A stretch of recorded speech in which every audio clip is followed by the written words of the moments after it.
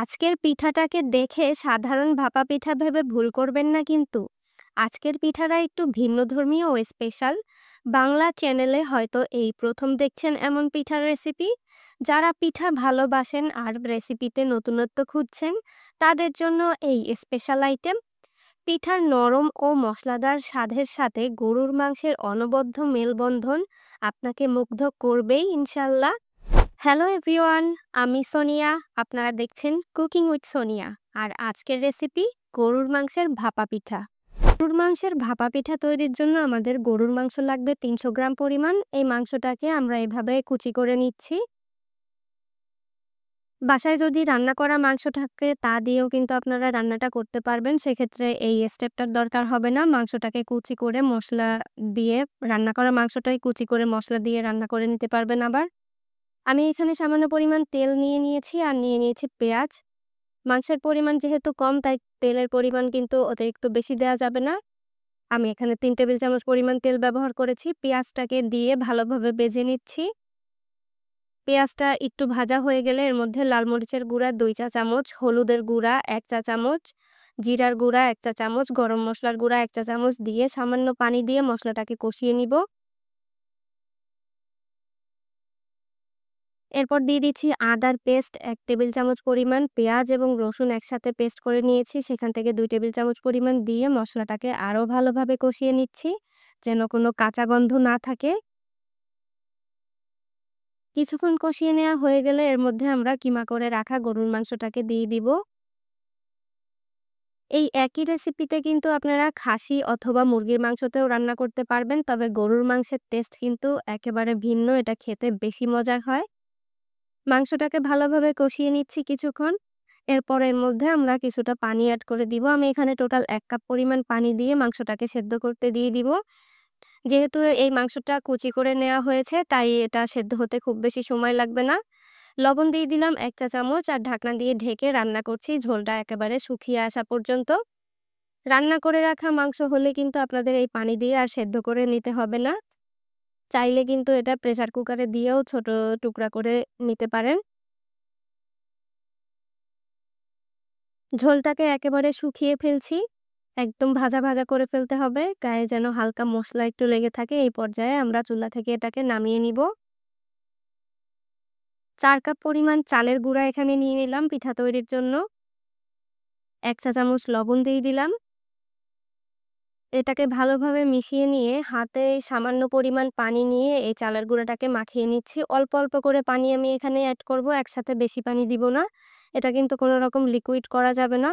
অল্প একটু পানি দিয়ে শুধু মাখিয়ে এটাকে যেন হাত দিয়ে মুঠ করলে মুঠ হয়ে যায় চালের গুঁড়াটা, এই পর্যায়ে রাখতে হবে। শুকনা চালের গুঁড়া দিয়েও আপনারা করতে পারেন বা ইনস্ট্যান্ট চালের গুঁড়া তৈরি করে নিয়েও করতে পারেন। ভাপা পিঠার জন্য আমরা যেভাবে আগে পানি দিয়ে চালটাকে মাখিয়ে নিই, আমি সেই কাজটাই করলাম। মাখানো হয়ে গেলে এটাকে আমরা একটা ঢাকনা দিয়ে ঢেকে 15 মিনিটের মতো একটা সাইডে রেখে দিব। এরপরে আমরা একটা জালির সাহায্যে এভাবে চালের গুঁড়াটাকে একটু চেলে নিব। এতে করে চালের গুঁড়াটা যে মিহি ছিল তেমন মিহি হবে না। হালকা একটা দানা, দানা চালের গুঁড়া আবার আমরা রেডি করে নিব। আর এই প্রসেসটা কিন্তু অবশ্যই করতে হবে। এই জালির ছিদ্রটা দেখেই বুঝতে পারছেন, না একেবারে মিহি দানার, না একেবারে অনেক বেশি বড় দানার। এরকম করে নিলে ভাপা পিঠাটা অনেক নরম সফট হয় আর খেতে বেশ ভালোও লাগে। আমি এই সাইজের একটা বাটি নিয়ে নিয়েছি। আপনারা চাইলে যেকোনো শেপের বাটি, স্টিলের হোক বা যেকোনো টাইপের বাটিতেই আপনারা পিঠাটা তৈরি করতে পারেন। মাঝখান থেকে সামান্য একটু ফাঁকা করে নিয়ে এর মধ্যে আমরা মাংসের যে পুরটা রেডি করেছিলাম সেটা দিয়ে দিব। যেখানে মানুষ ভাপা পিঠার মধ্যে গুড় এবং নারকেল ব্যবহার করে, আমি ঠিক সেই জায়গাতে গরুর মাংসটাকে ব্যবহার করেছি।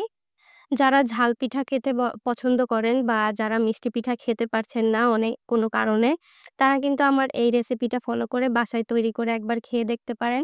আর যারা গরুর মাংসের লাভার আছেন তাদের তো কোনো কথাই নেই। অনেক মজার হয় এই পিঠাটা। উপর থেকে চালের গুঁড়া দিয়ে এভাবে হালকা একটু প্রেসার দিয়ে নিতে হবে। এরপর এরকম আমি একটা জালি ব্যাগ নিয়ে নিয়েছি। আপনারা চাইলে পাতলা যেকোনো সুতির কাপড়ও নিতে পারেন। এই জালি ব্যাগের উপরে আমরা পিঠার বাটিটাকে এভাবে বসিয়ে দিয়ে তারপর উল্টে দিয়ে দিব। আর আমি এখানে একটা স্ট্রেইনার নিয়ে নিয়েছি। আপনারা যেকোনো পাত্রেই কিন্তু পিঠাটা সেদ্ধ করতে পারেন। সিলভারের পাতিলায় হতে পারে বা যেকোনো চালনিতে। আমি একবারে ৩ টা করে পিঠা এখানে বসিয়ে দিব।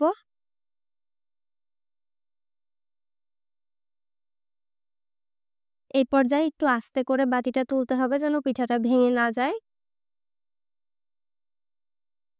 এই জালি ব্যাগগুলো দেয়ার কারণে কিন্তু পিঠা সেদ্ধ হওয়ার পর আমাদের এখানে তুলে নিতে অনেক সুবিধা হবে।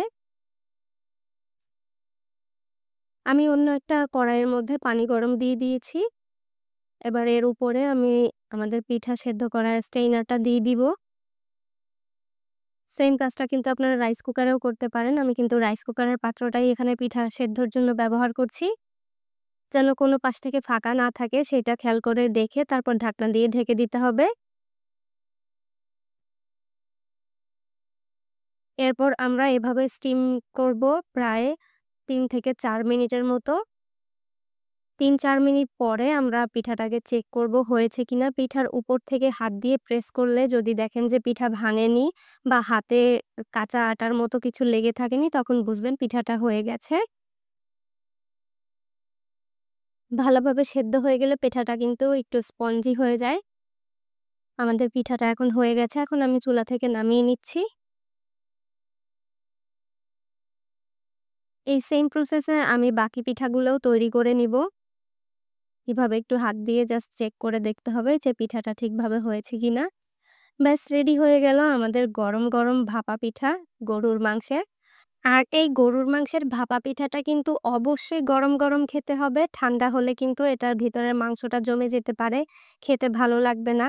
তাই গরম, গরম সার্ভ করবেন গরুর মাংসের ভাপা পিঠা। দেখুন ভিতরের পুরটা দেখতে কত আকর্ষণীয় লাগছে। এটা খেতে যে কি মজার হয়েছিল এটার লুক দেখেই বুঝতে পারছেন এটা কতটা মজার পিঠা হয়েছে। বিসমিল্লাহ। আসলে এই পিঠাটা যে এত বেশি মজার হয়েছিল তা একবার বাসায় ট্রাই না করলে কখনোই বুঝতে পারবেন না। আমার রেসিপি ফলো করে একবার বাসায় ট্রাই করে দেখবেন। আলহামদুলিল্লাহ এই পিঠাটা অনেক বেশি মজার।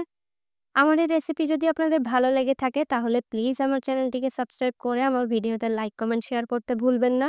আরও নিত্য নতুন রেসিপি দেখার আমন্ত্রণ রইল আমার চ্যানেলে। দেখা হবে নতুন, নতুন এপিসোডে। ভালো থাকবেন সকলে। আসসালামু আলাইকুম।